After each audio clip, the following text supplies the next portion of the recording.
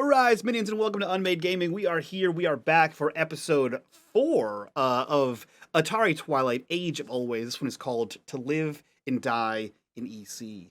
Wonder where that could be. That being said, if you guys like what we do here and you want to support the channel, the best way to do that is over on our Patreon. Link in the description down below. Right now, at the $5 tier, there is a 7-day free trial, which you can get access to all of our after shows for the past 3 years and check out some super cool content over there. While you're clicking on that link, join us in the Discord, be a part of the community, be a part of the conversation. And as always, we have the corruption bar in the bottom right-hand corner. That bar serves two purposes. One is when that bar fills, Greg unleashes horrible terror onto our unsuspecting players here, especially the one who has taken a long journey down a lonesome road and was not returning.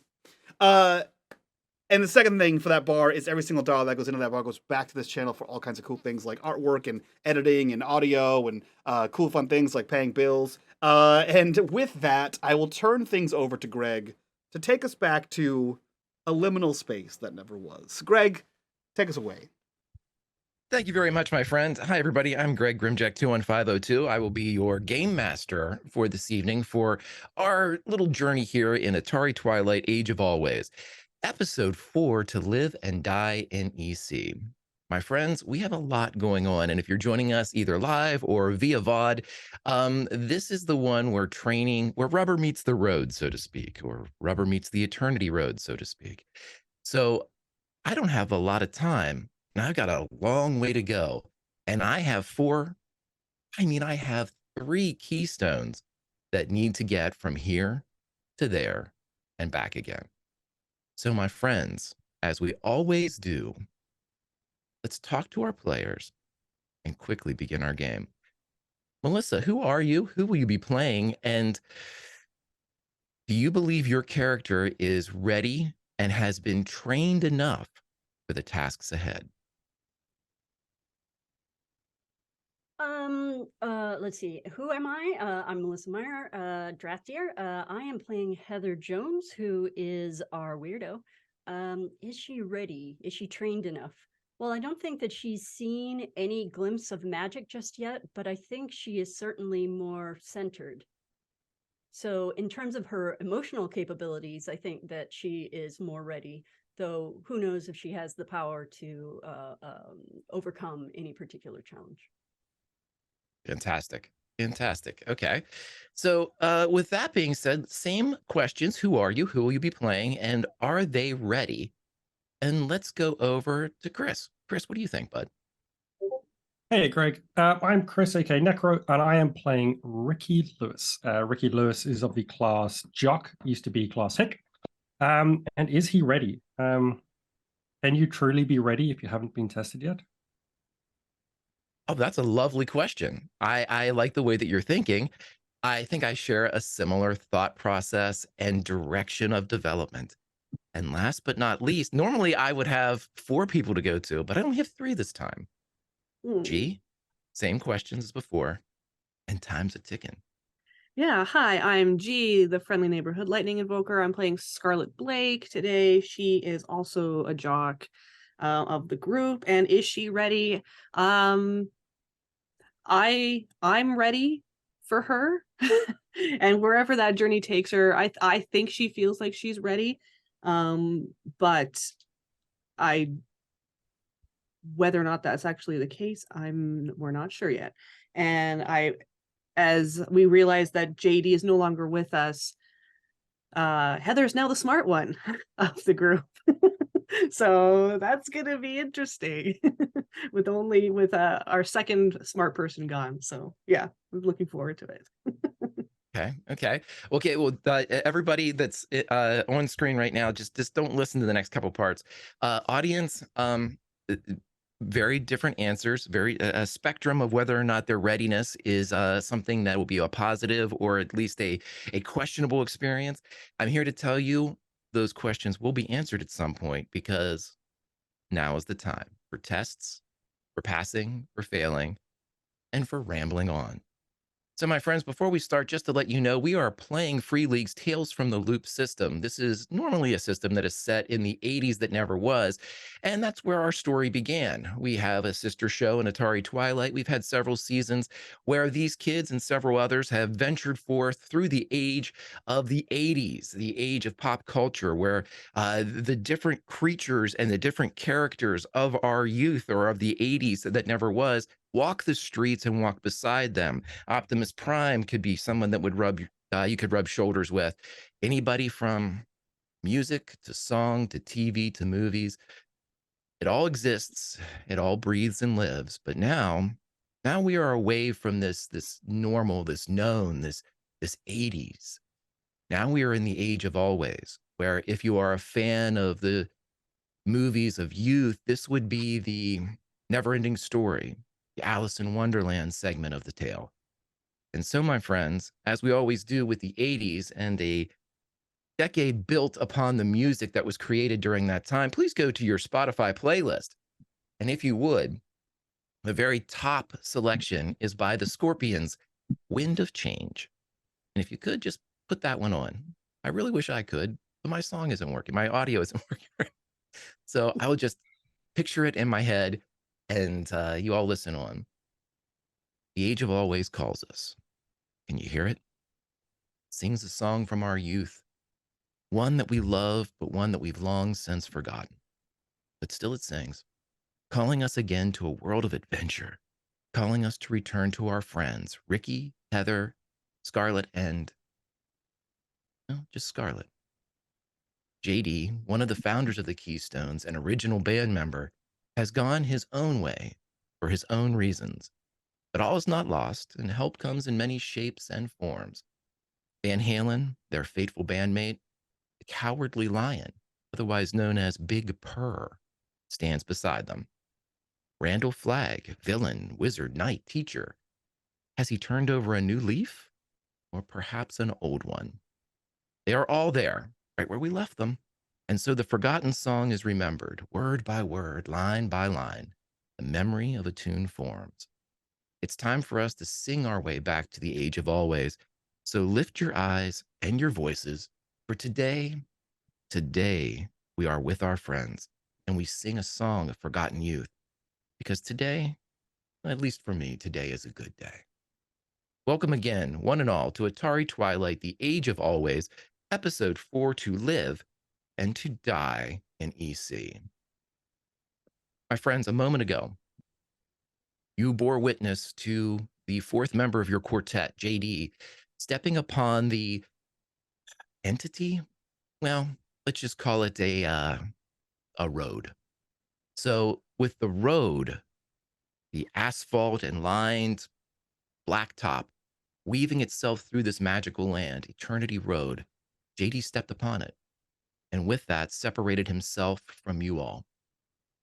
Randall Flagg, your mentor, held you back, preventing you from stepping upon the road too, because once joined, once a journey is started along the road, it cannot be stopped. And if an undertaking is to be taken, you must do so together, and you must be ready, which has a lot of questions for what happened to JD and why he decided to go ahead without you all. But that is a question that cannot be answered at this moment. At this moment, Randall Flagg holds you back. Van Halen, your friend, also holds you back.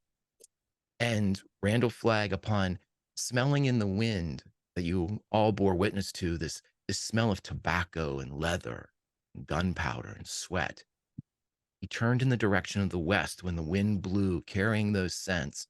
And he said, he's coming, Roland.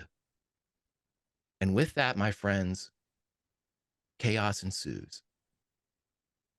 Randall turns to all of you. A look of panic for anybody that can divine anything behind his sunglasses. It's nighttime, yet as we know, Randall is still wearing his sunglasses. He's still wearing his black cowboy hat. But the wild flashing behind the sunglasses is something new. It's fear. And he turns to you all. We have to move. I thought we'd have at least a year. Okay. Ricky, I hope you know when you and the road are getting along because we need to skedaddle, do whatever it takes to get the road to hear you. Scarlet, go to the perennial. Make them hear you. We need a gunslinger and we need one stat. Heather, go to the waterfall. Give it all you've got. Grab everything you can and meet at the cabin. Roland will be here by morning and we need to be on the road before. And Randall collapses. There's no poignant moment. There's no last words unless you consider the litany of instructions he gave you to be his final epitaph. But instead, he hits the ground. His hat rolls off. His glasses knocked to the dirt. Everybody go to your Spotify playlist and please put on Hazy Shade of Winter. My friends, you each have a second to do something here. I'm going to allow you to personally act when you see Randall fall. You cannot converse with one another. This is simply a moment of daring. This is a moment of, in this brief heartbeat, Scarlet, Heather, Ricky, you have 1 second to do something. What do you do, if anything? I think as he's rambling on about what we need to do, she would be like, we have to go after. And then as she turns and looks and sees him collapse, she's like, shocked. And then she runs to his side. Ricky? Ricky would try and catch him as he starts to drop. He would have been quiet through the whole speech from Randall. But yeah, he would try and catch him before he hits the ground at least. Roll me a move. Melissa, what does Heather do? As Randall was talking, Jeez. fantastic. As Randall was talking, Heather was not giving him her attention. She was looking down the road in the direction that JD was headed. And then as there's a commotion behind her, she turns to watch him collapse without any clear intention or motion to go assist. Okay. So with 3 successes, you only needed 1 to cut the short distance and catch Randall before he fell. So a bit of a retcon. Instead of actually hitting the dirt, his hat and glasses still go askew, but Ricky is able to kind of slide underneath him and kind of catch him at the moment before his head and the upper half or any vital place would smash into the ground and with culminating with this collapse. And so Ricky, you're able to get underneath him and catch him. You have 2 additional successes. And for this episode, instead of being able to bank them for yourself, I'm going to allow you to give 1 of them to one of your other players. You may also give 1 of them to any of the NPCs that I've mentioned, Van Halen or Big Purr, who are the Cowardly Lion, who happen to be with you right now. But whenever I ask you to do this, I need you to make the decision now. And that person that you gift this to needs to remember they have this so they can inform me because I will forget. Okay, so the 2 successes, so 1 to a player. Scarlet? Yeah, you only have 1. Yeah, and then 1 to an NPC. That's correct? Yes. Since you have a bonus of 2, yeah. To Van Halen. Okay. So Van Halen has a successful move roll should she need it. And again, successful move roll.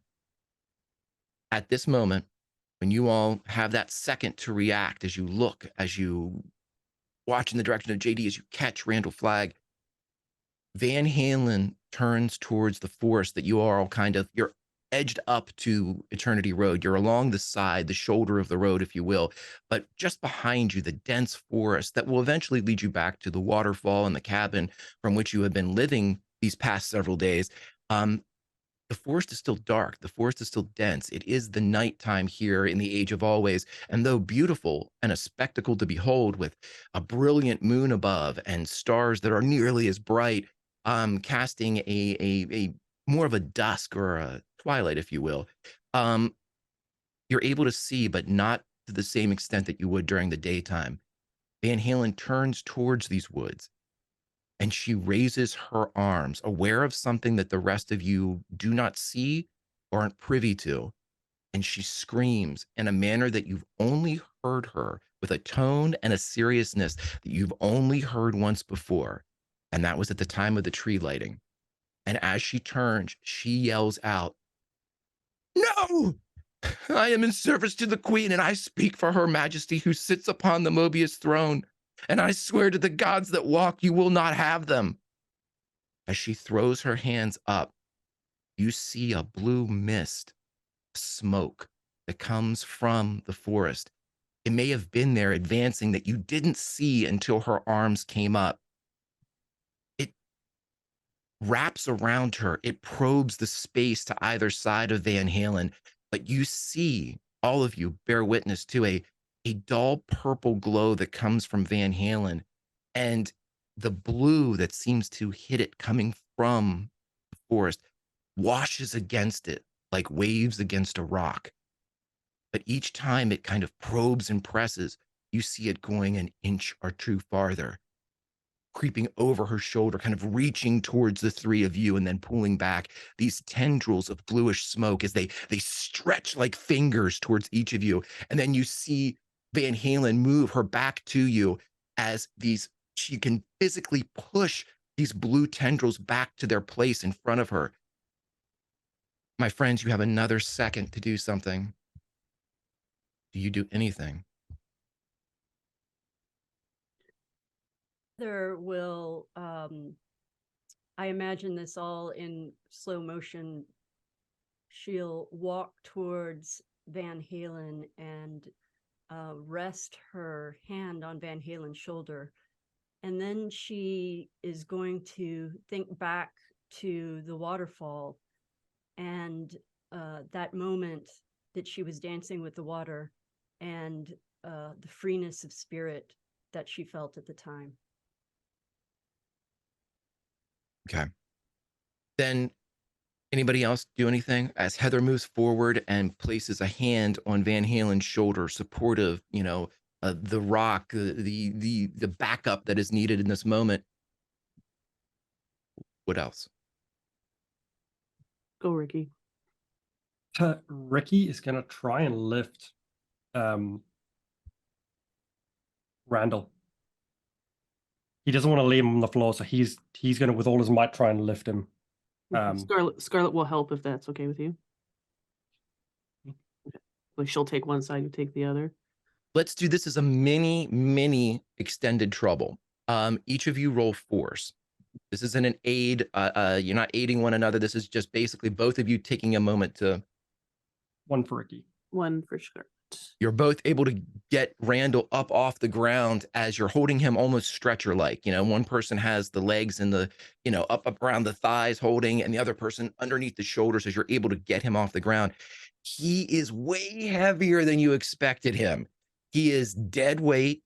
You're guessing he's around like 215, 220, maybe. Jesus. But he is, and again, this is probably the first time that I can remember that you all have had extended physical contact with Randall Flagg. It's not, he's not a big hugger, so there hasn't been the opportunity. When you actually, like, beneath the denim of his jeans and, whoever's wrapping their hands around his chest, I mean, for lack of a better description, Randall's built like a brick shithouse. Like, he is absolutely, you feel your fingers just press up against almost stone-like muscle. And that kind of leads itself either psychologically or literally to, damn, this guy's heavy, as you both kind of pull him up and get him off the ground. His hands dangle underneath him. He is 100% inert. Is he breathing? I'm gonna give it to you for free. He is. And you can see that it's not a labored breathing, it's an odd breathing. You see as he exhales, his lips almost punch the air out. He's interesting. Who would have known he was a mouth breather? Randall, wake up! And she's like, kind of like bouncing him a little bit. It's like, are you kidding me right now? And as Scarlet is screaming, Randall, wake up. Heather, you feel, as you hold on to Van Halen, you feel her whole body start to convulse. You feel her arms and her legs begin to start, the muscles begin to fire. You see that her head is almost like a macabre version of how she would enjoy music from her namesake if she was listening to a song by the band Van Halen, as her head begins to rock back and forth in this parody of, head banging or something. But for a moment, the visual is linked because you've seen Van Halen do these things before in play and fun in a positive manner. But now it's become much more dire as she just shakes, and you can tell that she has no control over her body. And much like the other two have felt like the musculature of Randall Flagg, you feel the same thing beneath your hand, but Van Halen is tensing to cause this type of tightness, this type of just absolute rigidness that's almost affecting her. And as she's doing this, you hear her not whisper, grit through her teeth to you, because you're still kind of behind her as you're holding on to.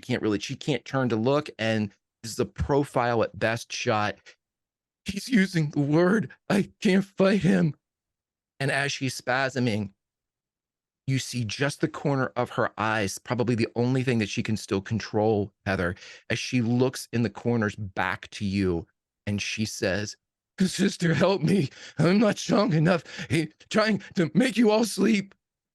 And then she says something to whomever you can feel is attacking or the adversary. "Not again. You won't take them from me again." And you see the blood coming out of the corner of her eye as she is fighting something, this smoke, but you don't know the source. And that's when you feel yourself being pulled back. You're unexpected. Your hand pulls away from Van Halen's shoulder as the jaws of the cowardly lion sink into the cloth of your pants and begin to pull you away, as the cat is saying, "Eat her, we must run away. Eat her, we must run away." You all have Stop, another lion, beat. stop. And she'll holler back at him over her shoulder, and then try to yank her leg free. And then facing forward as she's doing that, she'll yell similarly, "Stop," at whatever's out there. So, my friends, in this moment of chaos, with Randall trying to be tended to as the screams for his to become privy to the situation around to bring him back to the land of the living, Heather yelling at the cowardly lion to stop pulling her away from the scene of danger, and then the defiance in the scream to whatever the source is coming from the woods, presumably. I'll give you a chance to do some rolls here. Please let me know what you would like to do, and I will tell you what is needed to do so. Greg, can I ask a question first? Sorry to break immersion a little bit here. Sure. Do we hear Scarlett and Ricky? Do we hear what VH said to Heather? Yeah, Okay. she has no control over the volume, but this is more of Yeah. of an absolute roar, like a shout than Okay. anything else. And I'm just curious, does this blue smoke, does the blue look familiar? Like, is it like a certain type of blue that we would have seen before?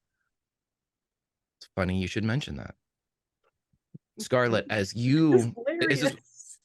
I want you to roll for me. Mm-hmm. I want you to roll contact for me, because this is a memory. Oh, good. Come on, roll 20. Yes, 1 success. You stand there and you stare, and that smoke, for a moment, the glow of it, as dim as it is reflected in Scarlett's eyes. And we see a different Scarlett's face, slightly younger, the same glow, only brighter, reflected in her eyes, as we pan away in flashback to see an area beneath a trailer where there are glowing bricks of energon that float slowly down to a hand as you throw it in the air. That same glow, that same hue, if we were picking it up, the same alphanumerics that indicate this particular color are a perfect match. Mm-hmm. And then the eyes, again, we see as we come back to the age of always, and you recognize it for what it is, at least what it appears to be. Oh yeah, I think she just looks at Ricky. She's like, we have to get out of here. And she's still shaking Roland, trying to get him. Oh, not Roland. Sorry, Randall, trying to wake him up. Chris and Ricky both have a bad idea. I love bad ideas. He looks across to VH and Heather and says, the only way out of here is on the road. They can't follow us on the road. Doc told me that they can't get to us, and he's going to start trying to drag Randall to the edge of the road. She'll go with him. Heather, hearing that, will holler back at the lion, help me take her. And she will try to move forward. Hopefully he lets go of her leg and wrap her arms around VH and begin to pull her backwards. You're able to pull free. You're not sure if the lion has released or you pulled free from the lion. It could be a mixture of both. But you're able to get back to VH and she's still spasming. And at this point, her teeth are gritting. You can see that she's just fighting with everything she has. And when you actually get more than just the profile shot of her, when you get more of, the full look that she has, as the full side of her face, you can see that blood is coming from her eyes, from her nose, corners of her mouth, through her ears, as she's sitting there just back and forth, stuck in this area. And when you try to start pulling her, she can't move. It's almost as if she's like her tree now, rooted to this particular spot in the Age of Always. And that's when you see the Cowardly Lion. And you hear, before you see the explosion of fur to your left, you hear as he bounds forward and charges towards the forest, tears of his own coming from his eyes.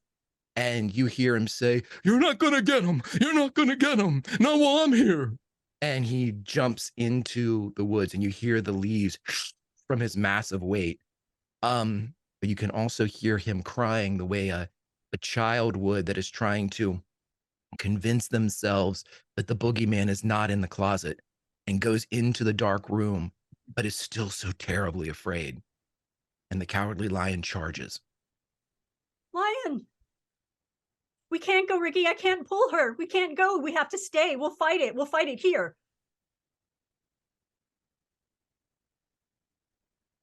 Okay. And he's going to try and... Oh, man. He's going to try and put down Randall. That's easy enough. Oh, yeah, Scarlet would let him go too. Right. Because we're not. Does Ricky have his bow, Greg? Oh yeah, I assume, just like with Scarlet's guns, that if there's ever a situation that would require, if there's an emergency, I don't think you all are running out without the things, the weapons of the paperback exchange. So yes, the bow of Robin of Locksley is still very much with you. Then he will pull the bow around, knock an arrow, and if he can guess, at least, best case, wherever this blue glow fog is coming from, he's going to fire an arrow at that. All right. Let's see here. What do we want? Successes, Greg. We want successes. Yes. I do too want you to succeed. I'm going to give you two options here, because normally what I would do for it would be a force move for the bow. But because you're kind of probing with this, I will allow you to either roll force or investigate as you kind of move the bow. You can use more by ear than by eye. You're listening for something, you're any type of disturbance, some target that would lend itself to this. You hear the crashing of the lion, but again, this is Ricky in his element, so to speak. This is Ricky in the woods. This is Ricky trying to tune everything out except for the sound of his prey. Let's go with force, Greg. Gotcha. One success. You pull the bow back, and it's this, normally the pounds per square inch to pull this bad boy back would be something that would hinder quite a few grown adults, but Ricky is able to pull the bow back to his cheek with a fluid motion as if he's done it thousands of times, because as Chris will tell you, he has. And he fires the shot true into the woods, and there is a scream. And the blue mist stops, and Van Halen drops to the ground. We'll try to hold her. She has her hand around her waist or arm. You're around already her there. waist. Yeah, you can easily collect her. It's not even a move that or requires a roll. You're just able to just get underneath her as she falls down. She is out. And you all hear from the forest. He's not your friend. He's gonna leave you here. Just leave him for Roland. Be on your way. And Scarlet pulls out her gun and aims it at the forest. She doesn't fire, but she's just on guard. Heather will, after making sure that VH is comfortably on the ground, will run forward to find Lion towards the Heather! voice, and will be pulling her sword as she runs. She'll say, Lion! I'm keeping the line till you're all away. You will not! Lion! Scarlet will she run keeps forward. running forward. The darkness just awaits you, as my friends, you are entering what is called extended trouble. Now, my friends, for those of you unfamiliar with the Tales from the Loop system, extended trouble is something that requires everybody. And what this will be is I will tell you all what the stakes are for extended trouble, what you can achieve or what you can fail. I will tell you all the threat level, meaning the number of successes that you will have to mechanically best this extended trouble. You'll tell me your plan. We'll work through the scenes, and we'll make a roll, and we'll see what happens. My friends, Flag is ensorcelled. Apparently, at the very least, asleep. Lion is unknown what the circumstances are for the lion. But my friends, if you wish to break the spell that is currently on Flag, you must catch Donovan, who is in the woods, yelling to you. Donovan knows everything about these woods, about the Age of Always. You will need 10 successes to catch him. If you decide to challenge him, if you decide to go after him, however, if you opt to leave, if Donovan is a man of his word, he says he'll let the lion go. You can roll to see if you trust that, or you can tell me you intend to go after him, at which case I will tell you what is needed, and we will see what the Keystones -1 are able to do in this moment. But there's a breath, and there's no response from Donovan in the woods. The blue smoke mist is gone. Van Halen has collapsed into the arms of Heather. There's a brief moment of quiet, just a few rustlings and snappings of twigs from the forest. Certainly not the chaos that Lion created when he ran in there. Those sounds of pursuit are gone. The forest is dominant again, but for the first time in a long, long time, the NPCs of the Keystones are gone. It is just you. What do you do? I think as soon as Heather rushes in and draws her sword and runs towards the forest, Scarlet sprints after her with one gun drawn for now, and she will break into the forest. Smash through the first couple steps as the canopy of overhead kind of blots out elements of the shining moon and the brilliant nebula of stars. You don't see anything, but that's not to say there isn't anything there. At this moment, though, you're just into the edge of the forest. Ricky, Heather.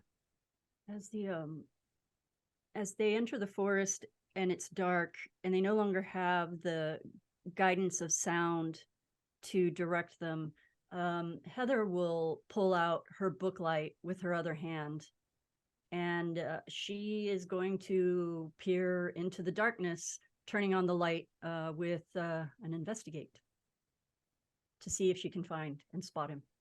Absolutely. If this is, are you all going after them or after Donnie? If you are, then we are going to enter extended trouble, and these will be the yes. rolls. You each get to make a roll for me here. Yep. We need 10 successes, and then we will play out the scenes. So that if that is it, investigate is Heather's roll. Mhm. The rest of Plus you. book light. Plus book, yes. Plus the book light gives you their bonus. The rest of you, what would you like to do to either aid this roll? And it can be the same thing. It can be investigate. It can be whatever you would like. But we're going to play out how each of these work, because extended trouble takes an extended period of time. It won't be resolved in 6 seconds. Nothing outside of D&D ever is. Ricky, do you know what you want to do? Yeah, Ricky knew where he shot before with his bow. And he's going to make a slight adjustment on where that was, expecting that Donovan would have moved to a side. And he's going to fire again before he runs into the forest after everyone else. Roll me another force then, as if that's what you elect to do. You can, I still give you the option for investigate, but force is also one of those two.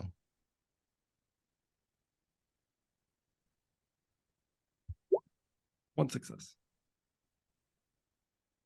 Okay, the shot goes into the woods again, and you don't hear a yelp of pain, but much farther away than you would expect as the sound carries to all of you, almost as if this is coming from a quarter mile away. Another shot like that, and I'm not giving you your friend back.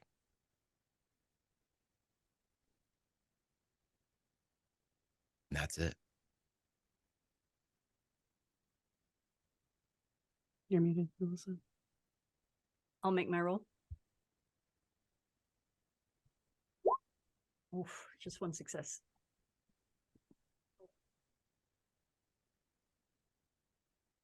You got 8, Scarlet? Yeah.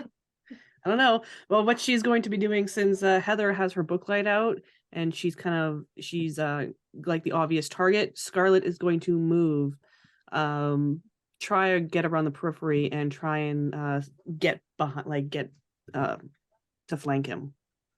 Hopefully. You have a free success, correct? The one Correct. Yeah. So I'm going to move. So I'm going to roll move, and I'm going to use the bonus dice that Ricky gave me. Or is it dice, or is it a success? It's a success. It's a success. Okay. So you already it's a have gifted one. success. Yep. Just one. Shoot. So we're at 4. Do we have another round? No, but you do have ways to pad the stats here. I am going to allow the following. If somebody would like to roll for lead, we haven't done this a while, but because we've had Brando around and people like that. If someone would like to roll for lead, I will let you kind of retcon a bank of those if you want to give out extra dice, but you have to succeed on the lead roll. Is there anybody who would like to do that? I nominate Heather, but I will do it. I can. I don't know if at this point you or I is better at this, but I could. I have 2 in lead with a total of 7. I have a total of 6. Okay. So do you want me to roll? Mm-hmm. All right. So leadership, 1 success. Ooh. Okay, so with that success, though, that gives you 2 dice that you may give to your friends. You can't keep them for yourselves. But what we'll do is both Heather and Ricky can roll 1 additional d6 to see if another success can be gleaned from this leadership that Scarlet provides.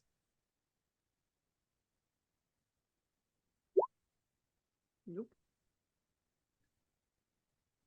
Here's where things get fun. We stand at 4, correct? Okay.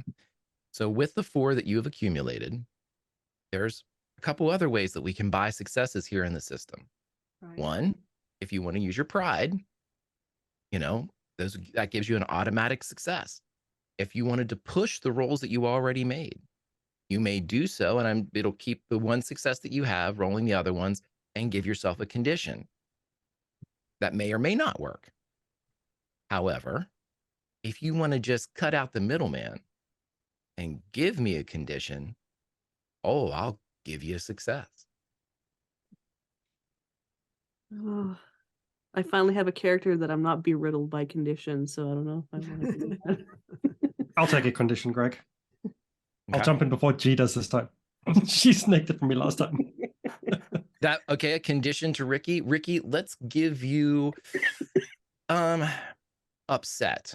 I don't know if Ricky is upset, but let's give you upset because of the situation, all this chaos. It's not necessarily like you're upset, but there's just an upset frame of mind. What the hell is going on type of chaos and kind of inundating Ricky. But that gives you another success and takes you to 5. Is there any other barters that we would like to get closer to 10? Heather will use her luck again and take a condition, but we're gonna gamble and see if she can get additional points. Gotcha. So Well, with your luck, you just get to auto reroll, so you don't have to take a condition. Oh, right? Because if you use your luck, you just get a reroll. You don't have to. Oh, great. Okay. Yeah. Nice. All right, so 2. And then she has a good mind, and as she is running and she is still not seeing him, she knows that if she tries hard enough, she can use her mind to overcome challenges like these, just like the heroes in the books do. So she'll use her pride. So another one. Does that take us to 8 then? Because of was there 2 extra generated, or yeah? Okay. Yeah. There's so 7 or 8. I just gave 3 more. Okay, so that's 8 then. And I had 1 from before. Okay. So my friends, you're at 8 right now. I will let you know, because it's only fair of me to do so, that a 0 to 5 is an utter failure. A 5 to 9 is a partial success, which by its very definition is too positive for me, so I will call it a partial failure. And a 10 or over is a success. So my friends, right now you sit at an 8. You are on the downward slope for success. But I used my pride last episode, so I cannot use that. But I'm gonna spend my luck, my 1 luck, and I'm going to re-roll my move roll. No successes. Damn it. Can I spend my luck as well, Greg? You sure can. Would you like to push, G, and take a condition? I know you have a pristine character condition free, but no, I will. I will also, if you want to spend your luck, you can. I'll spend my luck. And then I will push. Another success. Okay, and then I am pushing. It's the 9. Yeah. 9. Nope. And she is upset. Oh Lord. I think that's all I can do. So close. Unless I'm gonna keep pushing. We're right there. You can see it. Victory is the apple pie smell. Just give me a condition, Greg. Oh, before you do that, G, I can spend my pride. Oh, well, it's up to you. It applies. Okay. No matter how big they are, well-directed force, they will fall. I like that one. Okay. And this is a tactical situation, so we're going to make sure we keep that pride in mind whenever we play this out. So that will give you your 10. So as a recap, successes aside, who is currently rocking a condition? And Ricky, do you have 2? Or no, you just have 1 with the pride. Yeah. Okay. So with that in mind, I'm going to tell you this, that to catch or get close to Donovan is going to take you the better part of an hour and a half, 90 minutes. Shit. He is moving, but you all, with the help of each of your rolls, with the book light, with the concentration, with the movement of flanking, kind of almost like herding or bird dogging Donovan in a particular path that he might not necessarily want to go, as Scarlet kind of leads off to the side and Ricky kind of tactically harrowing maybe an arrow every once in a while to kind of, give a ping of a sonar type of thing. You all will need to make a decision here, because to chase Donovan, you can't do so from the side of Eternity Road. I remind you too that when Flag went down, he did say that Roland would be here soon, and he did not seem happy and or calm about that particular development. And he also, before he went down, asked each of you to basically go back to the tasks that you had, the perennial for Scarlet, to the waterfall for Heather, to the road for Ricky, to, I guess, make one more attempt to kind of batten down the hatches and get yourselves set away for this. But right now, you have Van Halen, who is out. You have Randall Flagg, who is out. They are lying beside the blacktop of Eternity Road. And the three of you, really alone, have a target in sight, but a decision must be made. Go after, or do something different. You will succeed if you go after him. Well, Scarlet would vote to push on, and G would say we spent all of our stuff to do this. So if we don't continue on to catch Donovan, then we wasted all of our mechanical resources for nothing. So Need to go find Lion. As a fair and benevolent GM too, sorry to interrupt you, Melissa, I will let you know that if you opt to go away from that, I'll take away conditions and shit. I'm not that big a dick. But, I wanted you all to know as players that the success is guaranteed, but the decision has to be made. Do you leave these people? It's up to you. I honestly think the real question is, do we leave Lion? Because we can, in theory, take VH and Flag with us, but we don't have Lion with us. So I'll take them with on the chase. It's the chase that's going to leave them alone. yeah. Can't hear you, Melissa. What did you say? Sorry, Chris. Sorry, it's the chase. We can't take VH and Randall with us as we do the chase for 90 minutes. Right. So they will be alone. One of them's going to be left. As soon as it's clear that they're going to have to chase, Heather will turn back to the other two and say, "I have to go. I have to go find Lion. But Ricky, maybe you want to go back to VH." She said she needed help. She asked me for help, but I got to go get Lion. We can't split up. You can't take on Donovan by yourself. And then she draws her sword. I can try. I can come with you. And then she looks at Ricky. And We know where these two are going to be. He said this time before. She Roland was bleeding, gets Ricky. I don't think you noticed. She was bleeding from everything. Everything. Her ears, her nose, her eyes. guys, She needs help. guys, it was just like at the tree lighting. Did you hear what she said? And that blue smoke.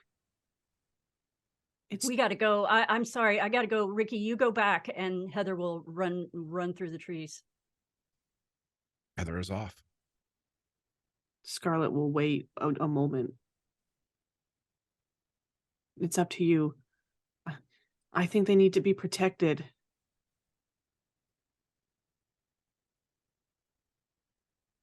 But someone needs to cover Heather.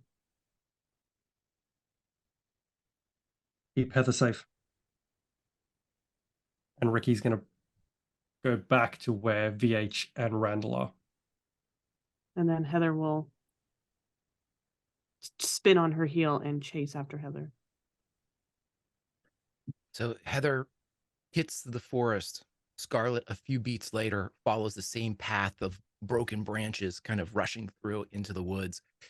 We're going to stick with our buddy Ricky. Everybody could go to your Spotify playlist if you would. Cue up a little Live to Tell by Madonna. Ricky, where you have Randall situated is really right beside Eternity Road, because you all were going to get on the road when you dropped him. Are you a few paces away is Van Halen, maybe 10 feet. Did you want to kind of put them together, or did you want to, make it an easier protection type of thing?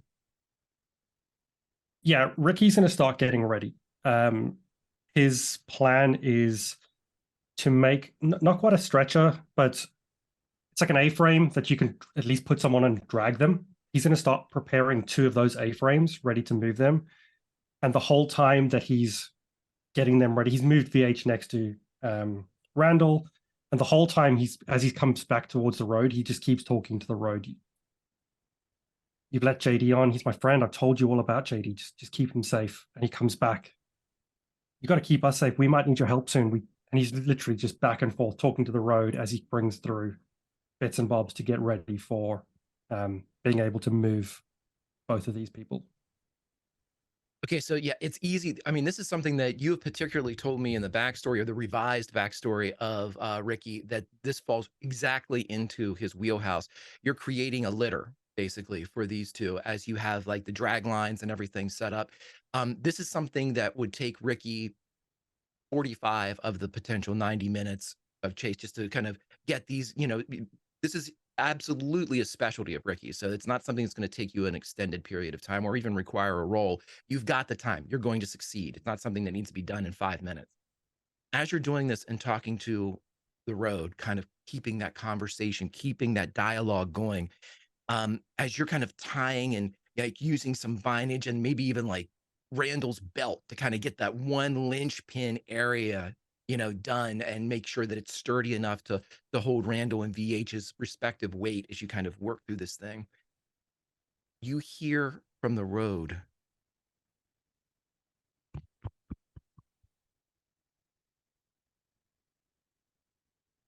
and when you look over, you see that broken yellow line in the middle of the road moving,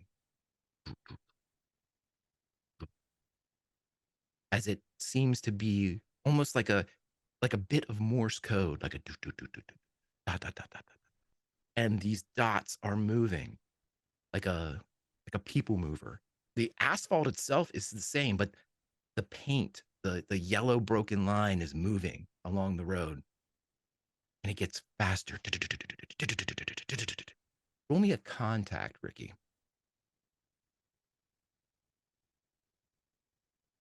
Contact. No successes. Reminds you of something, but this fantastical moment with injured friends, you've got other things to do than reminisce. And as the it gets faster and faster and faster, you see the yellow line turn into a light blue, and it slowly lifts off the road. And it's almost like one of those animated books that you get and you flip through them to see a stick figure running through a forest, or, you see an astronaut jump out into space, drawn over a stretch of 100 pages to create some rudimentary animation. You see that type of almost like Aha's Take on Me, this sketch as it lifts, and you see a shape, a humanoid shape, begin to form from these broken lines, kind of whisked and torn with this smear of blue, the bit of the yellow still in from the line. And you see a ghostly female form rise up in the middle of the road. And it seems familiar, but this is no time for reminiscing. The form, faceless, featureless, but there's something fucking familiar about it. Walks over to you, its feet not touching the asphalt. It's part of the road, but not on the road. And it walks just to the edge of the blacktop. What do you do?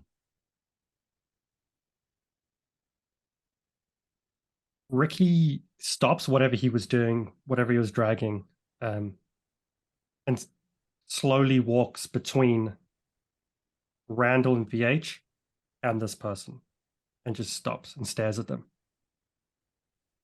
They regard you back. They are about a foot taller than you. And again, featureless. You can tell where eyes should be. There's a kind of an intense glow where the eyes should be, where the mouth should be. And it's almost like your mind is filling in the details for you, but it's not really there. You're just kind of, oh, that's ears. That's, just your mind just making some type of rational sense out of what this constructed entity is. And you hear from this entity, my guide is dead. I need a new guide.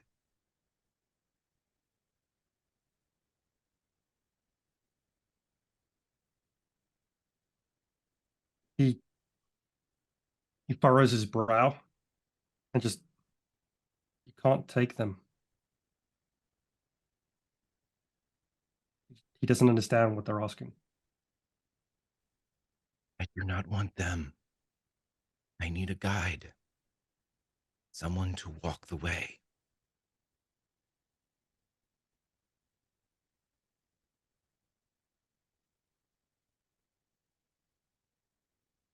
I can't leave my friends. You can guide them.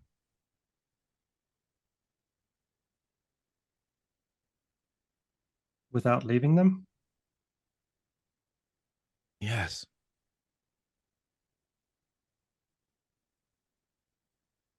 But He nods. I will require service. But I will help if you help me.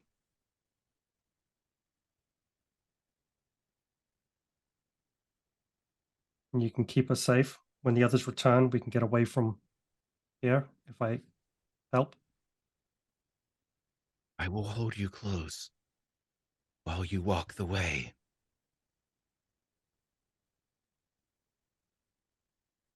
Ricky slowly nods. Okay. We can help each other. The figure in front of you reaches out, and you actually see, now that this form is getting closer to you, you can see millions of dotted lines like the one that runs over through the middle of Eternity Road, now shaded blue as they make up the fingers, thick, three-dimensional, but they're all made and woven of these helixes of lines. And the hand reaches for you and goes to cup your face. Do you allow it? Yeah, Ricky doesn't move. And you feel, as these fingers touch the side of Ricky's face, heat, like the kind you would feel coming off a road. My He friend, smiles.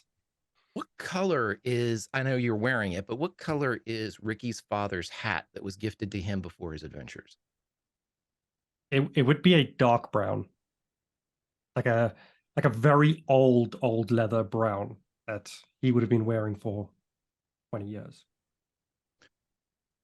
It's a shame there is no one around to bear witness to it turning white. We cut into the woods. Scarlet, you are charging after Heather.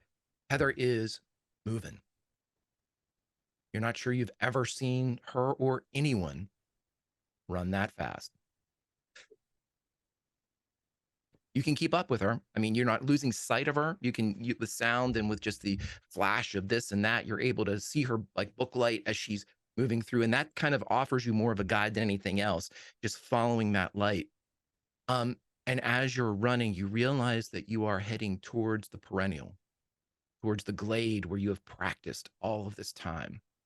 And you realize that if Randall was honest with you, which he seemed to have been ever since you all got to the age of always, and you took his magic from him, and People tend to be a lot more honest when they don't have their ability to trick you with magic as part of their repertoire.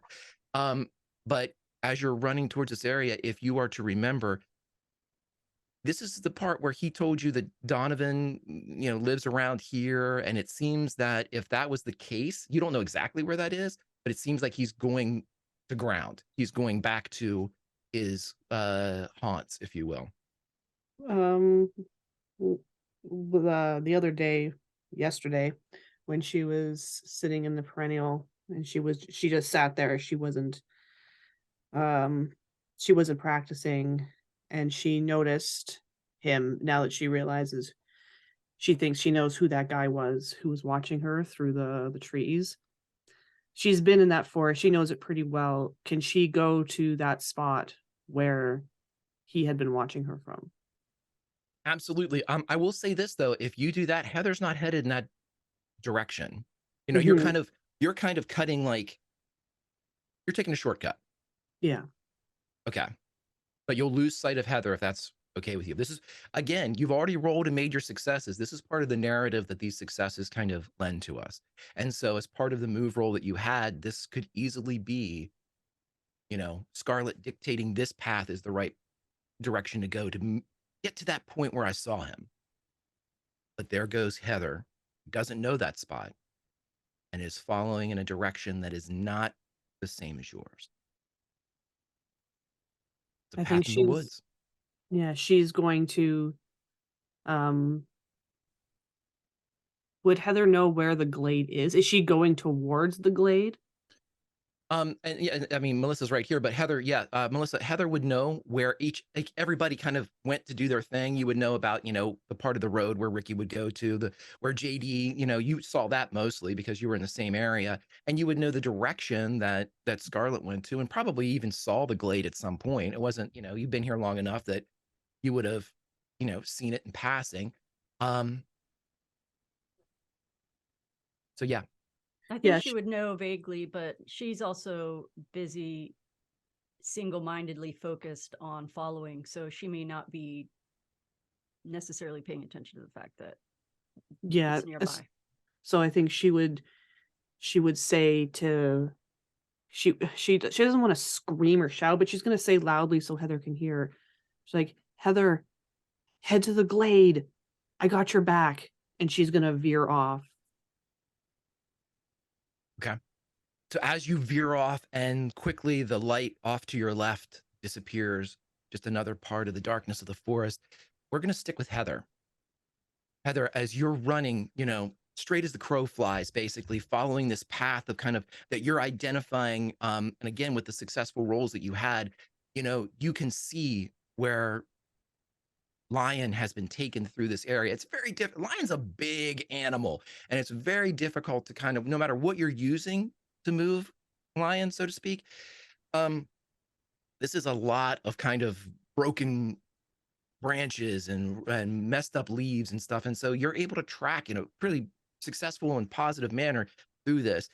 But you hear, whether or not you recognize it, the sound of Scarlet's voice does get to Heather. But as you kind of break through the forest, one last kind of row of bushes, you break through some like rhododendron, as you smash through, you see the waterfall in front of you as it's hitting the lake and kind of spreading out from around the epicenter of the falls. And for a moment, you're at this place that you have been training. And you remember that Randall did say something about going back to this spot, but the path leads around the water as it should, taking you away from the waterfall. But for a moment, you're there. Do you try anything? Do you do anything in this moment where you're in your classroom? I think she pauses a moment and she thinks, Heather considers herself a planner, and pauses there at the edge of the lake. And I think she does. She considers that if this can be the one final time, that maybe that will help them get Lion back. And and so she sheathes her vorpal blade and tucks her little booklight back into her backpack, shoves that off to the ground, and dives in right underneath the waterfall. And I think as she dives into the waterfall, it's not like a high height as she has done in the past, but she doesn't have time for more than this. I think that, you know, every day after the water first danced with her, she's gone back and she has thought about the bullies, you know, and those experiences, and she was sad and afraid, and she released that, right? She let it go. She thought back to her adopted father and her sister, and she like let it go, and she forgave, and she moved on. But the thing that she's been struggling with, the remaining stain on her soul, has been Randall Flagg, right? This man who terrorized her for months and who haunted her dreams and who like threatened her friends and who admitted himself that he was the one who tore her away from the people that she loved and left her for 10 years. And so she's been struggling with that one piece. And so she takes that time and she thinks back to him collapsing on the ground, him being helpless there. And she tries also to let that go.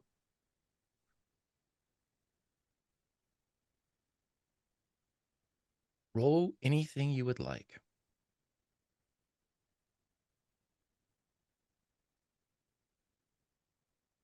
This is just flavor. We will roll empathize.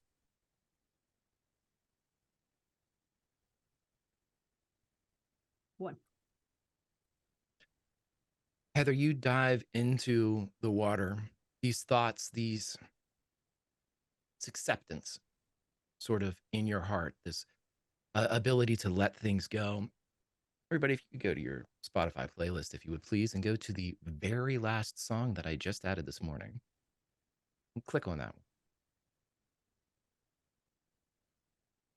Heather, as you dive in thinking these things, you were told that the waterfall would wash away the taint of the world without magic, and once gone, magic would be open to you. Started to feel a little bit of that. The water danced with you. It started to seem like it was starting a relationship, getting to know you, much like the road was getting to know Ricky. And again, just like nobody saw the hat turn white, nobody sees Heather lift from the lake into the waterfall, going in the opposite direction, fighting gravity. And as you feel yourself lifted into the falling and rushing waters that goes around you, you begin to twirl again in the dance. And it certainly is a shame that nobody can see that Heather is now dressed in a brilliant gown. But this is not the gown of a princess or a damsel in distress. This is a gown that is woven with plates of steel, of pauldrons of metal and diamond, of a skirt of chainmail and fire-forged steel. The sword that you have is still prominent on your back, and as the water dances and spins with you, and the skirt billows around you, despite being battered by this water, as you move and as you spin, Ricky, from the lips of Van Halen, who is still very, very asleep, you hear, "In the age of always will honor and anoint, one for each way a mortal can point."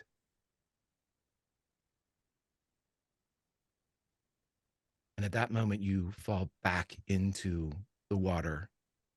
But this is not a rush that you have become accustomed to, this entrance from a great height through water and splashing down. This is the gentle light of a butterfly to a flower as you are eased into the water. And when you come up on the other side, kind of into the silty, sandy soil that makes up the bank, the gown is gone. Your sword is not.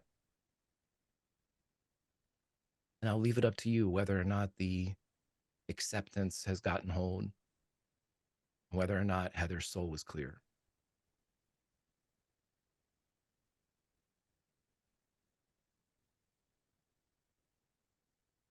I don't think she's going to know. At this moment, she feels peace. She takes a pause, but that's all she has time for.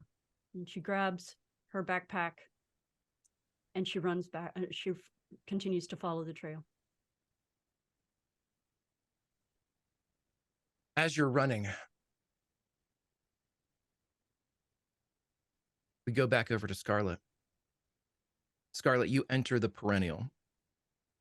You can see that you are either ahead or right on the heels of Donovan. But here in the perennial, you can see that the four, like we've always said, the four seasons are very evident. They're very pronounced. There's snow blowing over here. There's, the chirp of birds over in this area. There's the colorful leaves of autumn in this area.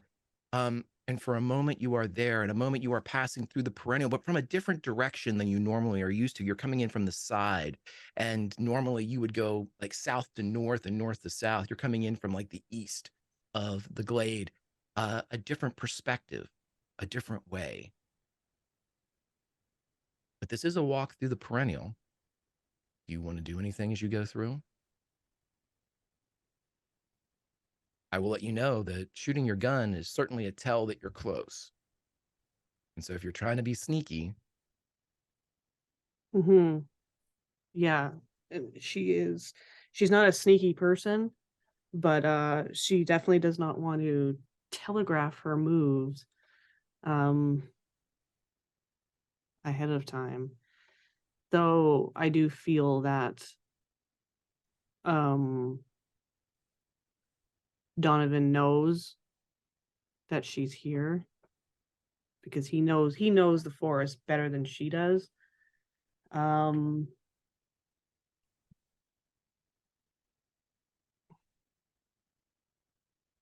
think she'll take out the gun and she will stop like dead center in the middle of the perennial, and she will shoot a shot into the air,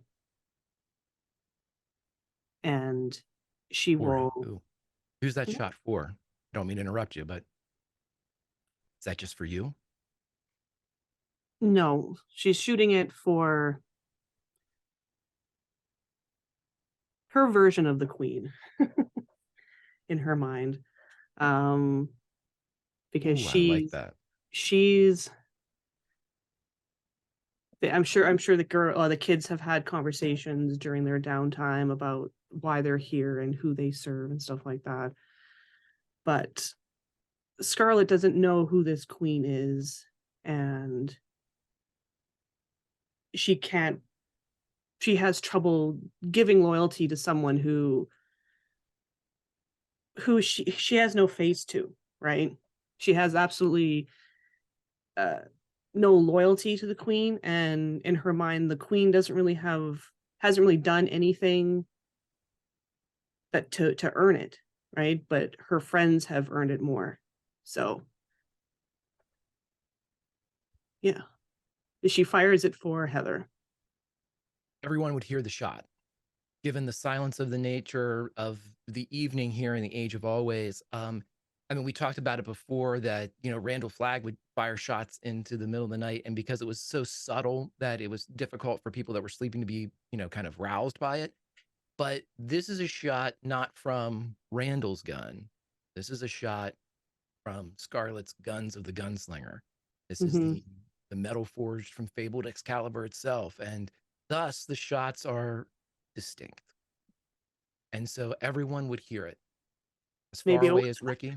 Maybe a whiff of sandalwood in the air. Yeah. And you said your version of the queen. And Yeah. that's for Scarlet. You know, this isn't blind allegiance. Scarlet has principles. You know, she doesn't bend the knee for anybody. That she just Mhm. roll And me it's whatever you. and I don't really, and it's not really to say like to throw a middle finger to the queen or anything like that. It's Oh, I just, gotcha. yeah, she's just, you got to earn it for me, right? Right. I mean, I'm with you. So with that, the idea of, and this is what's going through Scarlett's mind as you've described, her version of the queen. I'm going to paraphrase, but this would be somebody that Scarlett would bend the knee to, or take orders from, or be able to work for, as opposed to the queen, whatever the hell that is, you know, or, Mhm. you know, fantastic. Roll me whatever you would like. She's gonna roll charm. 1 success. I love where this is going. Fantastic. As you fire the shot into the air, you hear directly in your ear, and you feel someone directly behind you. You hear, repeat after me. Do not aim with your hand. She who aims with her hand has forgotten the face of her father. Aim with your eye. She wants you to, the female voice wants you to repeat the last part. Aim with your eye. She grips the sandalwood, and she goes, I aim with my eye. You can almost feel the nod. Do not shoot with your hand. She who shoots with her hand has forgotten the face of her father. Shoot with your mind. Again, that last part. I shoot with my mind. Do not kill with your gun. She who kills with her gun has forgotten the face of her father. Kill with your heart. I kill with my heart. Do not kill for the will of others. She who kills for others has forgotten the face of her father. Kill for yourself. I kill for myself. Hold strong, Scarlet. Do you turn around? Yeah. As you turn around, the moonlight gathers, spotlight, if you will, the two figures in the middle of the perennial. Scarlet, as you stare into the face of yourself in 10 years, you see a patch over your left eye, a smile on your face.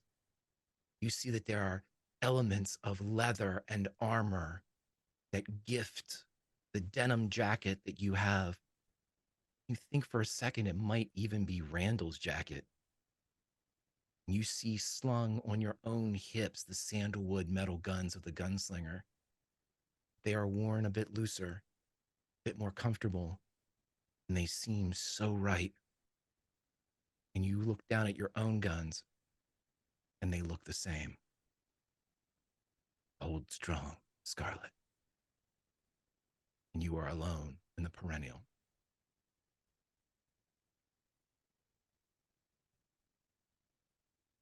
My friends, Ricky, when I ask you to roll anything that has to do with the road, you'll roll me a d12. Melissa, when I ask you to roll me anything for magic, you will roll me a d12. G, when I ask you to roll anything that has to do with those guns, you roll me a d12. Yes, sir. Six or higher is a success. 10 or higher, 2 successes.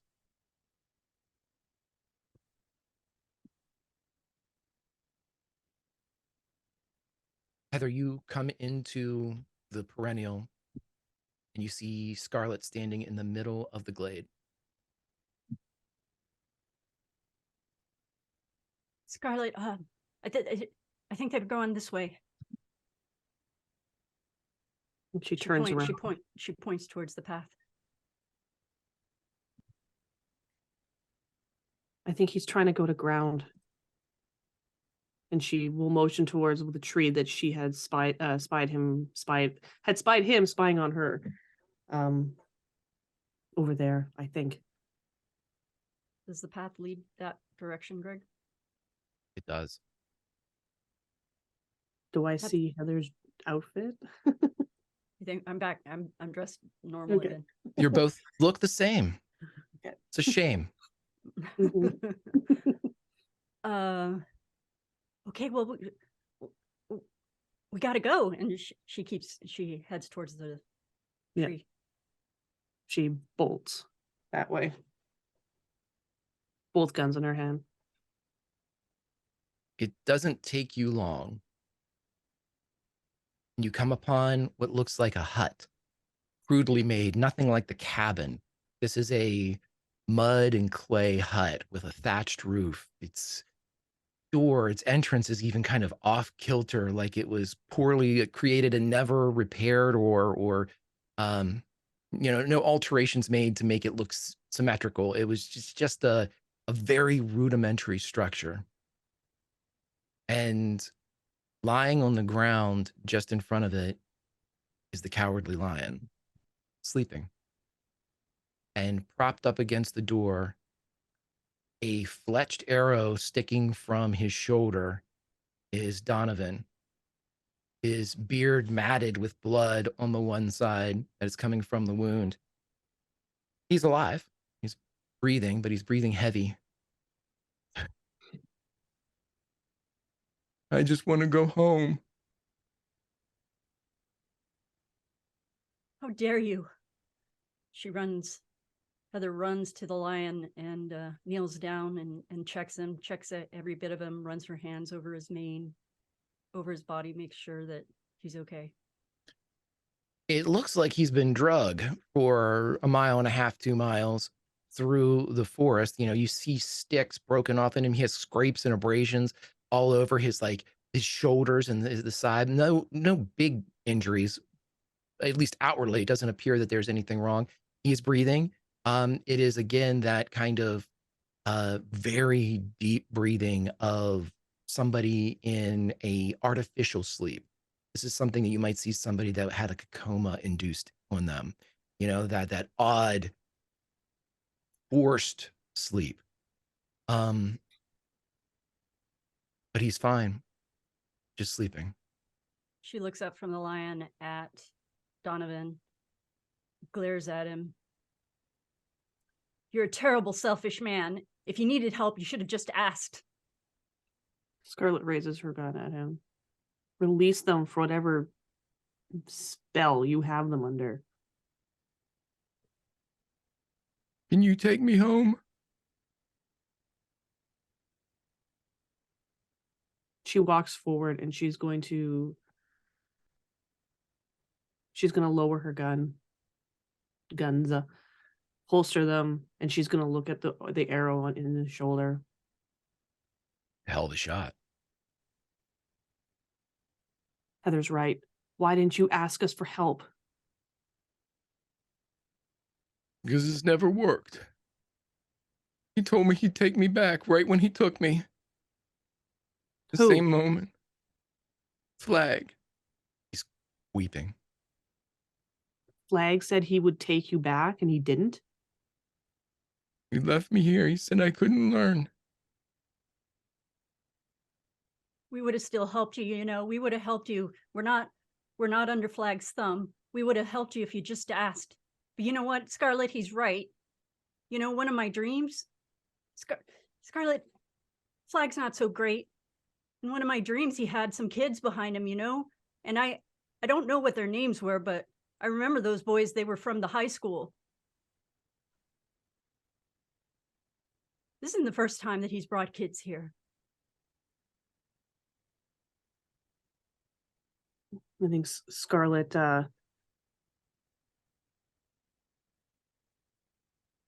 shoots a glance at Heather. I think we're a little too late to regret or to back up on trusting him. I never trusted him, Scarlet, not even once. I never said that we should. But you and JD, she pauses, heavy on that name. You were the ones who wanted to come here to follow him, and I followed you. So far, and she glares at Donovan. He may have been bad before, but so far he's the only one who hasn't lied to us that we know of, or done anything to overtly hurt us since we've been here. Flag. Since we've been here. I don't know what he's done to you, Heather, but I know you were afraid of him, and that's okay. But back in the Ricky's kitchen, you guys were. JD said it was all a test. I don't know what to believe anymore, but she looks back at Donovan. Where are you from? I'm from New York. If you won't take me, would you take a message to my wife? Yes. Tell her I love her and I'm sorry. When did you come from New York? The last time I went back, it was 1892. I don't think we can help you. When is it? It's 1990.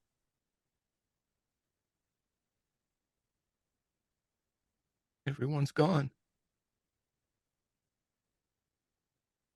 She looks at Heather. But what if there's different worlds than just ours? Or maybe Ricky can have the road help us get him to another time? Or maybe back to his own time. That's what I meant. I can't use the road. It won't let me. Even with someone who knows how to walk it? He's shaking his head. Well, what did you do to it? No one would ever guide me. I couldn't go. I couldn't learn. He said I had to stay here because I couldn't learn. Learn? I couldn't learn the word. I couldn't learn magic. I couldn't learn about the people. I couldn't learn about fighting. I couldn't learn about the road. None of it stuck. Wake up our friends. Wake them up. Ricky might be able to help you, but you got to start talking.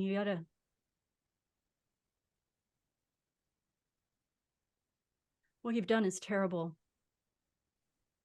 Just wanted to go home. Wake them up. Roland told me he'd take me home. We'll take you home. You promise? Scarlet nods. Promise we'll do our best. We won't leave you here. We'll do our best.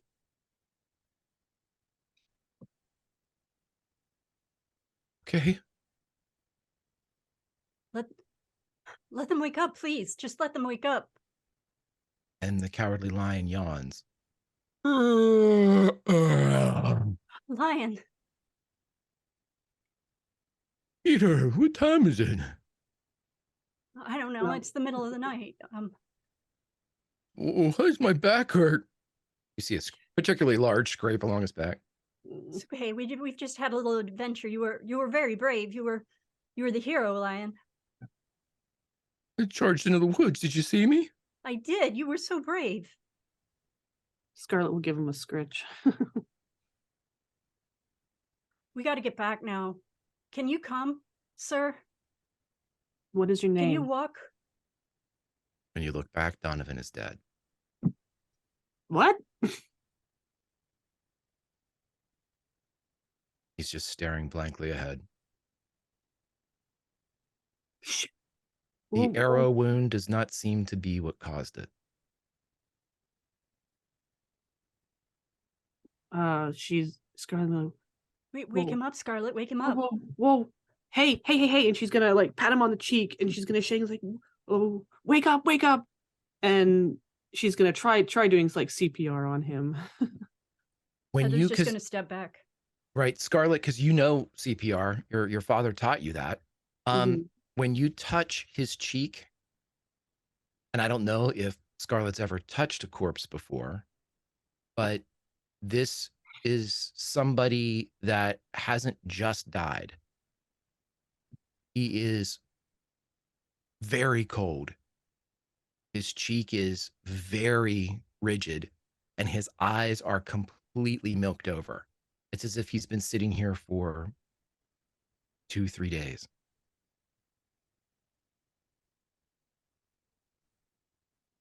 Oh God. Wake him up, Scarlet. Wake him up. She just shakes her head. She doesn't say anything.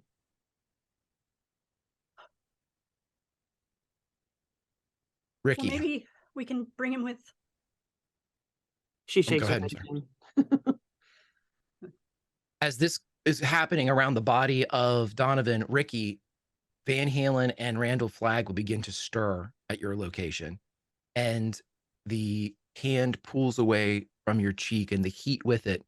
And you see the lines begin to turn yellow again and sink back down into the road until it is just of the broken line in the middle until finally it stops. As the hand slowly pulls away from his face, he just says, "Look after JD." You get the feeling that the road will try. He turns to Van Halen as he hears her waking up. "You okay? The others have gone to get whoever did this." She's still shaking. It's kind of like a residual. It's like she's just getting out of that. A moment ago, her body was so tense, and now she's shaking. And she looks up at you. We need to go. This is why we shouldn't be here. I know. What happened to your hat? He pulls it off his head. "I don't know. The road, maybe?" And he puts it back on. She you looks stand? over at the road and she looks at you.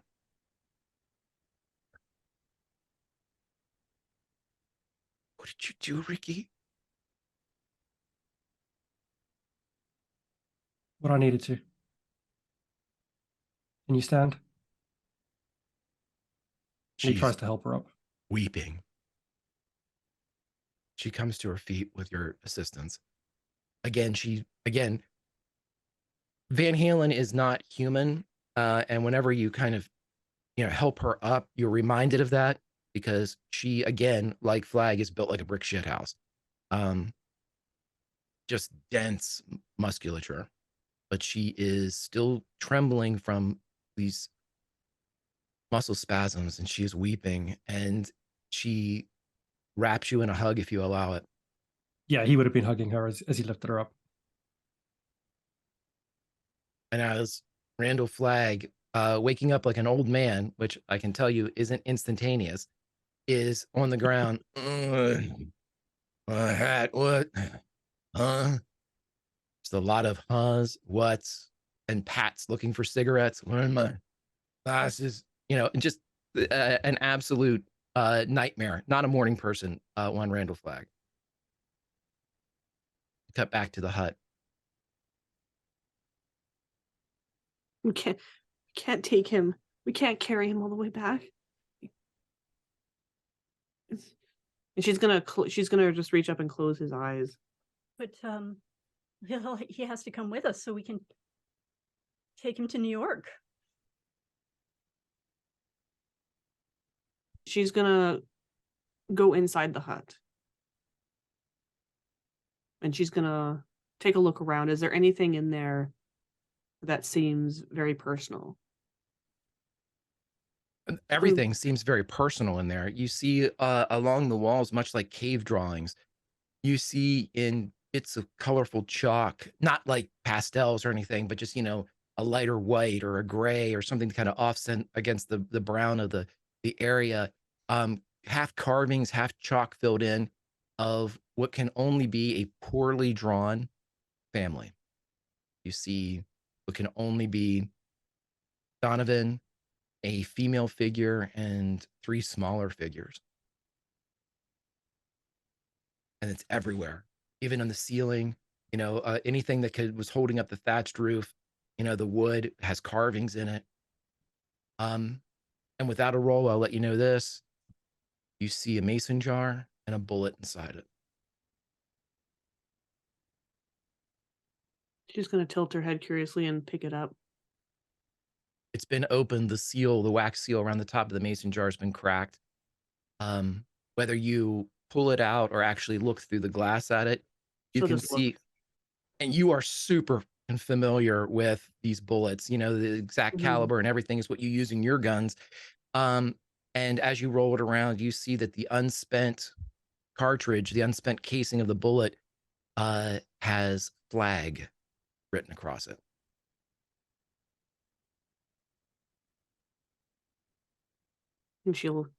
And before she exits, there's no like photos or anything, like a journal or anything like that. No, okay.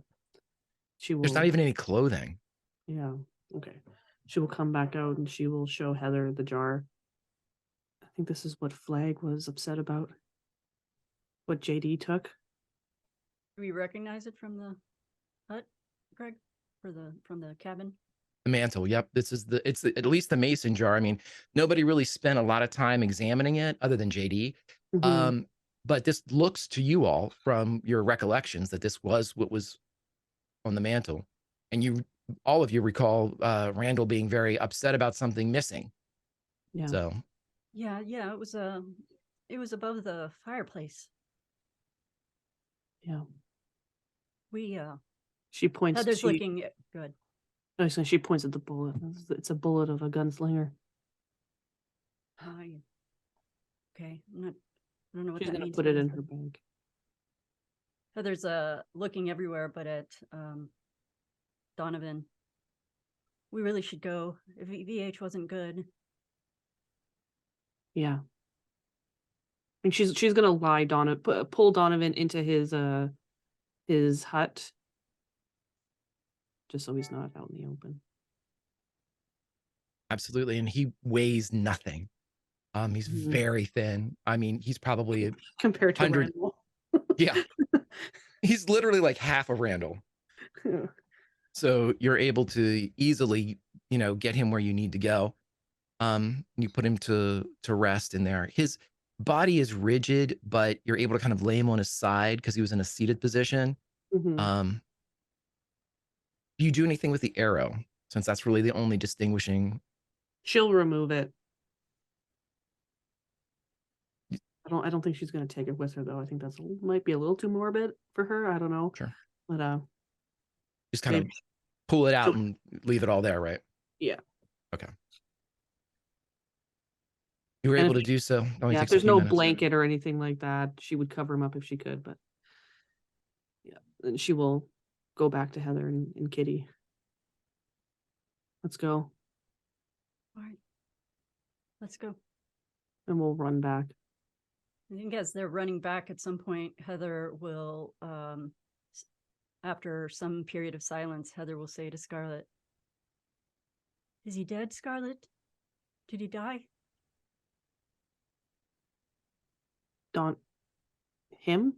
Donovan? Yeah. I think he died. I think he died before we got here. I don't know. I don't know how that works, but he was very old. Yeah. But inside the hut, there's nothing about where he lived, or there were some pictures of his family, but like stick people drawings. Flag So will even if know. she nods, yeah, he will. He'll tell us. We'll make him tell us. And then Ricky, it'll probably be, yeah, like 20, 25 minutes after the, you holding Van Halen, Heather and Scarlett would show back up. Randall has now pulled himself up and he has his hat and glasses back on and he's smoking, but he's shaking his head as you all walk up. Van Halen hasn't said anything. She's still very close to you, Ricky, but she's not engaging in conversation. And so for a moment, all of you are back together. You three, Randall, Van Halen, and Cowardly Lion, beside Eternity Road. I think what what Scarlett would do first is, as they break out of the trees and they see that they're awake, she will hurry to Van Halen and will give her a hug if she lets her. She does. I'm so glad you're okay. She pulls back and looks strangely at you. I don't. And she raises her right hand and she goes like this and covers your left eye. And with a start, kind of pulls back. And she spins and looks at Heather. And you see her face fall.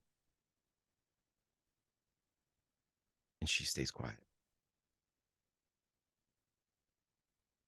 Heather walks forward and gives her a hug. She returns it, but there's deliberately little strength in it. Not enthusiasm, just little strength. We need to get you back to the cabin. I'm glad you're awake. I'm so sorry I couldn't help. Flag is shaking his head. Roland's coming. Is the cabin safe? No. He's using the word. Time has passed. It's a month or two.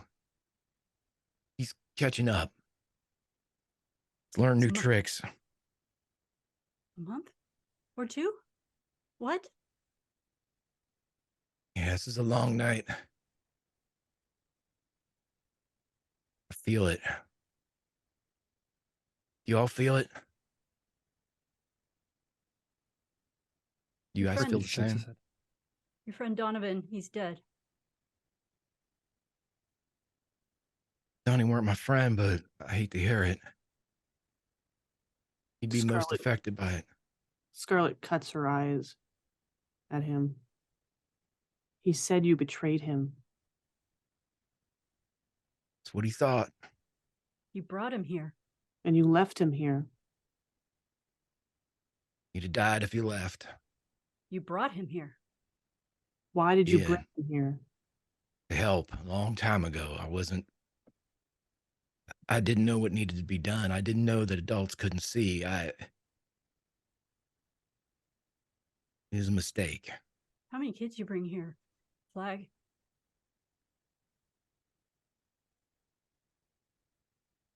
A lot. A lot. How many of them died here?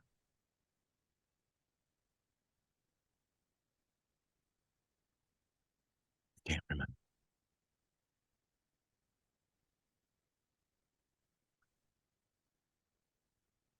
That's why I had to make it right with all you. I had to get it right. How many times were you going to try to get it right? This was it. Is that what you said each time? No. I was different back then. I thought if I did it enough, it would work, but it didn't. Why? Why? Why do you say that you were different this time? Why do you say that? Used the magic. I did the work. You did the work. You did the work. So you just tried harder. That's what you mean. You didn't change any.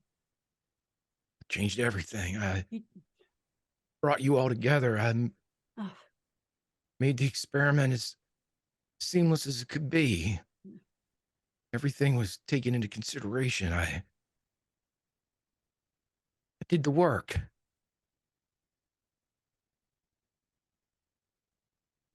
I don't know what to say to you.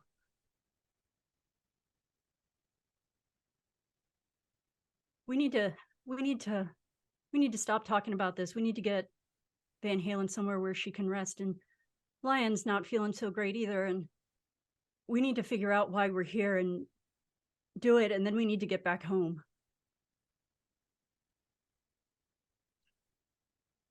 We got to take the road. To where? Oh no.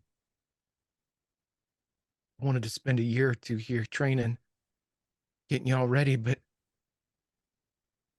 it wouldn't let me. Now we ain't had enough time. I thought you said you were ready. What was the next part of the plan? Get you all ready, get you trained, get you. And then what? And then what? And we find out Then we find out. who's manipulating everything, who's changing You. everything. Not me. You've I'm the meddled only one in that's- how many kids' lives?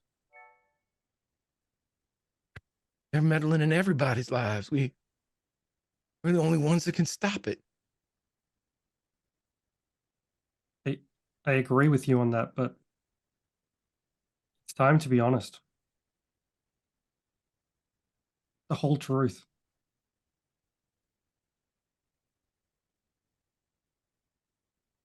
He nods. I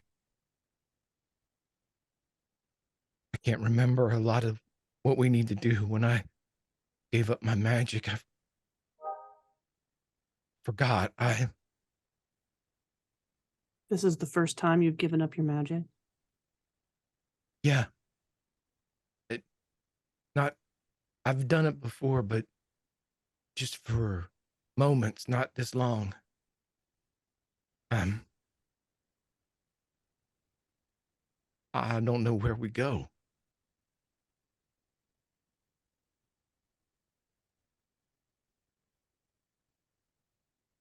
You said that we would be the ones to help you see the difference, the things that needed to be changing. I tried to be a leader the last couple times. I tried to point and order and say, go here, do this, do that, kill this person, let's save this person, but I couldn't see it all. I only saw what I thought was right. I was wrong so much. I need you all to right me when I'm wrong. Keep me straight before I keen. Keep me in check. I think I went too far.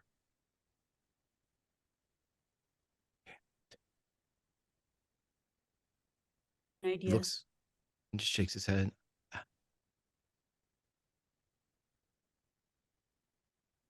JD left us. Oh, and she reaches into her bag and pulls out the jar and hands it to him. It's broken. Sorry. It's for the best. He looks up. You see him, his back straighten. Leave me. What? Leave me here. You go on ahead. That's what's different. That's exactly right. You're the one thing The one thing that was the same thing each time you tried. We need to leave him here. He's no use to us. He never has been. Ricky shakes his head. What? He joined our band. He did not. He never Can't. joined our band. We agreed We he all was in agreed. the band. We did not agree that he was in the band. We agreed Van Halen was in the band. Van Halen was always in the band. I never agreed to let him join the band. We can't leave someone behind. In his house? We can't leave someone behind in his house and go fix the problems he made? If Roland is coming to kill him, we are leaving him to his death. I can't. If I Roland can't is in good coming faith to do that. if Roland is coming to kill him, he might finally be accountable for his actions. Roland's not the bad guy.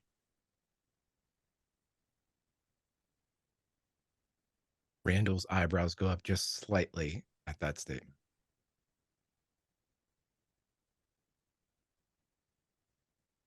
Ricky looks down at Randall. Can you travel the road? Not by myself. Not anymore. Leaving him here is a death sentence. I will not have that on my hands. Randall, is it a death sentence? I can try talking to him. Maybe cut a deal. I'm not gonna make anybody roll. He's lying. It's a death sentence. But he's not part of the band.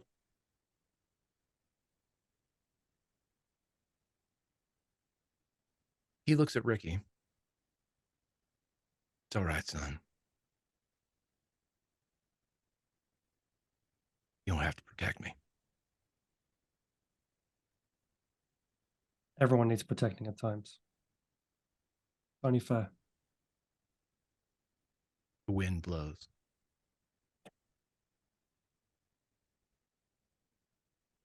We can't leave him here, Heather. We I want to think leave it's him. fine. If you want to leave him somewhere else, we can. But I can't, in good faith, leave him here. I said it's fine. He can come along. And then she repeats, he's not a member of the band. Ricky just looks at Scarlet, and then back at Heather.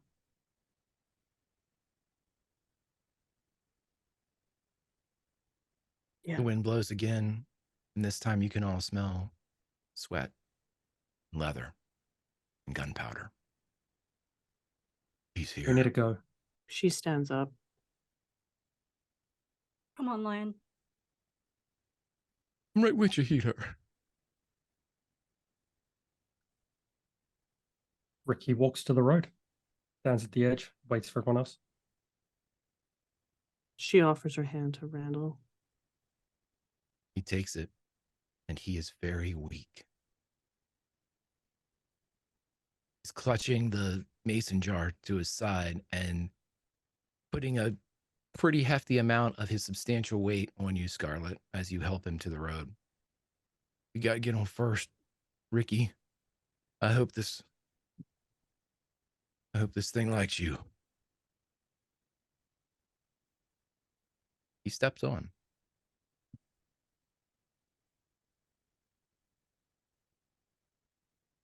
Van Halen steps on. Everybody else? Yeah. Heather will be the last until Ricky. You are them.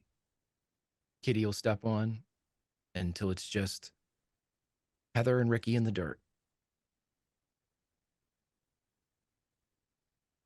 I trust you, Ricky. And she steps on.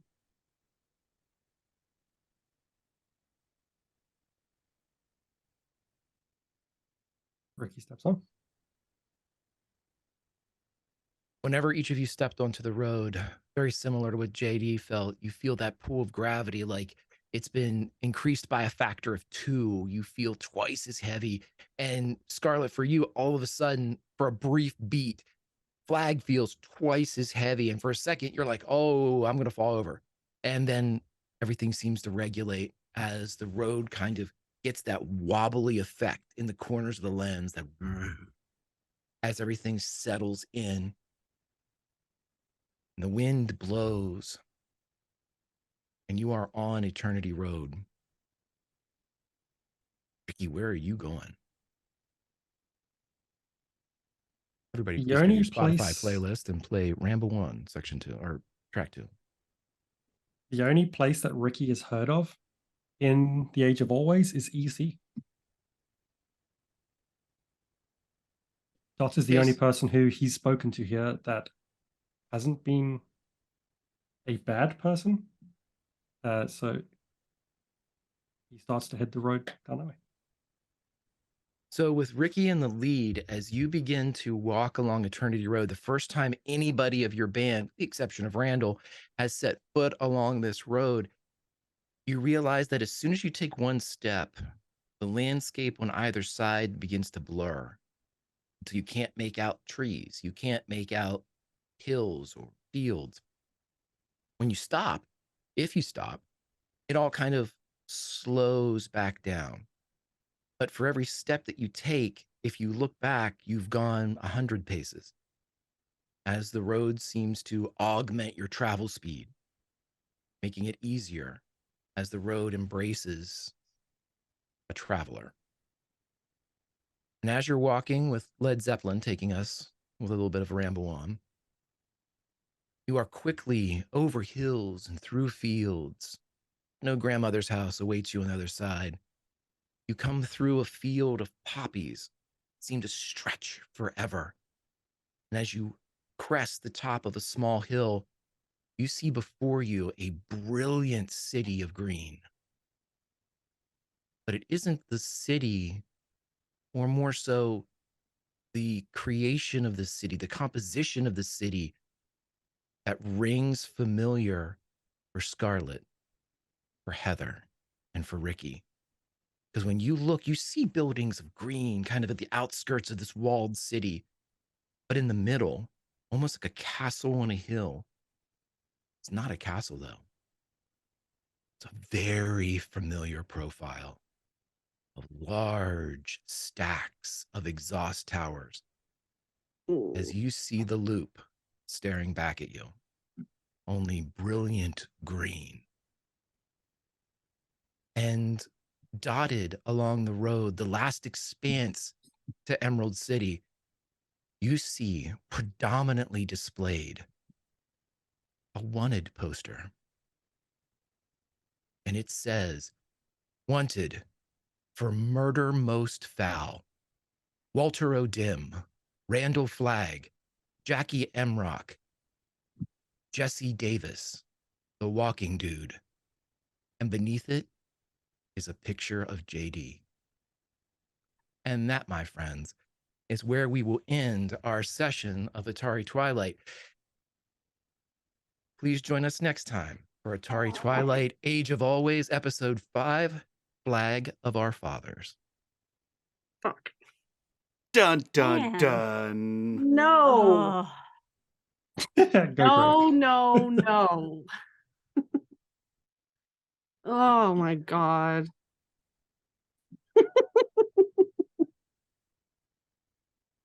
That was awesome. And that's that. So let's go around and talk to everybody, and then I'll hand it back over to Mike. Hey, let's go in. What was our reverse? I don't know what our reverse order was, but I'm going to start with G. G, how are you? Where can we find you? And hey, the Age of Always. It's a fun, happy place, right? Sure.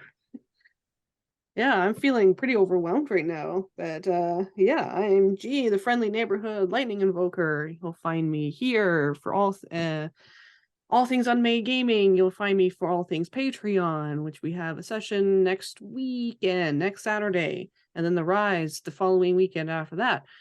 And you'll find me in the Discord all the time. Fantastic. And the Age of Always, right? Great Yep. place. And I'm scrolling through previous notes still, trying to find certain information.